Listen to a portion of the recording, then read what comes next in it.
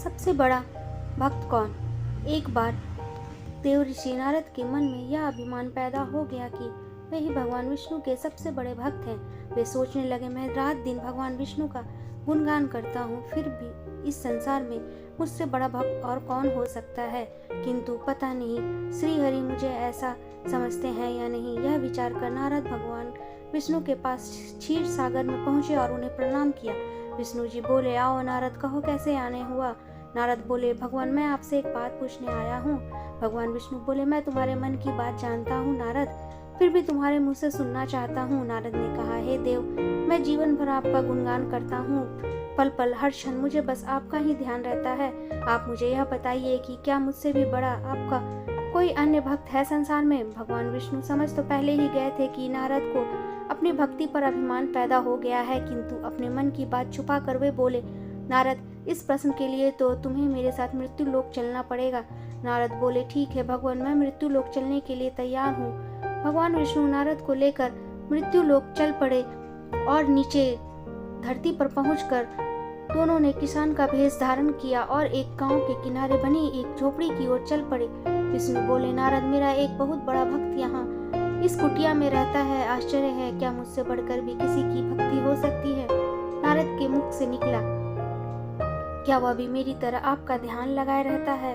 आओ स्वयं ही जान लोगे, विष्णु ने कहा और उस कुटिया की ओर बढ़ गए। किसान उस समय कुटिया के बाहर अपनी गाय बांध रहा था।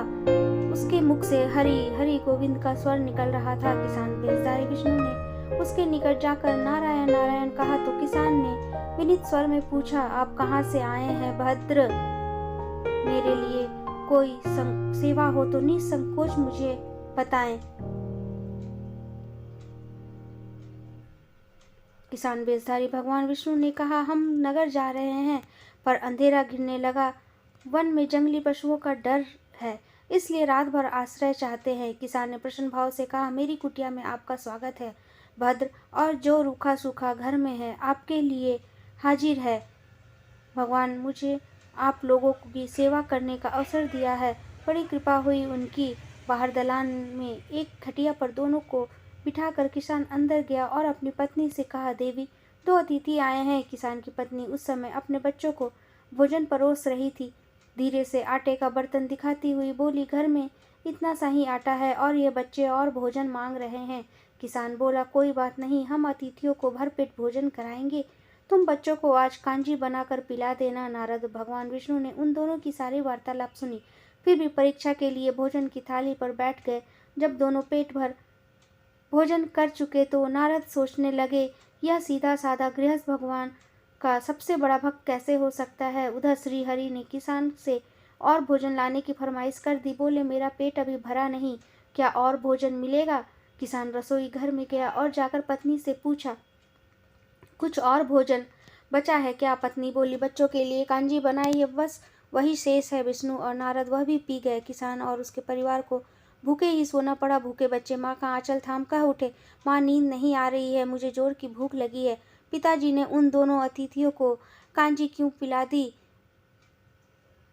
किसान ने बच्चे के सर पर हाथ फेरते हुए कहा, अतिथि को भोजन कराना स्वयं विष्णु भगवान को भोग लगाने के समान है बेटा। बाहर दलान में दोनों अतिथि अलग अलग बिस्तरों पर लेटे हुए थे। भगवान विष्णु ने कहा, तुमने सुना नारद, किसान और उसके परिवार को भोजन नहीं मिला, फिर भी वह मेरे गुण गा रहे हैं। यह तो कुछ भी नहीं, मैंने तो कई दिनों तक भूखे रहकर आपका स्मरण किया है। अगले दिन सुबह उन्होंने देखा कि किसान भगवान विष्णु की मूर्ति के सामने कह रहा था, गोविंद हरि हरि, तुम सदा मेरे मन में बसे रहो, बस मुझे और कुछ नहीं चाहिए। फिर दोनों अतिथियों से बोला, हरि की बड़ी कृपा है, वही जग का रखवाला है, प्रभु की दया से रात को कोई कष्ट तो नहीं हुआ। जब तक आपका जी चाहे तब तक आप दोनों यहाँ रहे, मैं खेत पर जा रहा हूँ। किसान भेषधारी श्री हरि बोले, हम भी तुम्हारे साथ चलेंगे, यदि तुम्हें कोई आपत्ति न हो तो। नारद और विष्णु भगवान किसान के साथ उसके खेत पर गए। किसान बोला, यही है अपना खेत, अब मैं अपना काम करूँगा, गोविंद हरि हरि। नारद बोले, तुम तो सत्पुरुष हो, भगवान के बड़े भक्त हो, हर घड़ी उनका नाम लेते रहते हो। किसान बोला, अरे कहाँ, काम से जब भी थोड़ा सा बहुत समय मिलता है तभी उनका नाम लेता हूँ। नारद ने पूछा, कब कब मिलता है समय। किसान बोला, सुबह उठता हूँ तब, रात को सोता हूँ तब, और दिन में जब भी काम से समय मिल जाए। ओह, समझा, नारद के मुख से निकला। दोनों जब किसान से विदा लेकर चले तो नारद ने व्यंग्यात्मक स्वर में कहा, आपने सुना भगवान, वह सुबह शाम 2 बार ही आपका स्मरण करता हूँ, जबकि मैं हर समय ध्यान करता हूँ।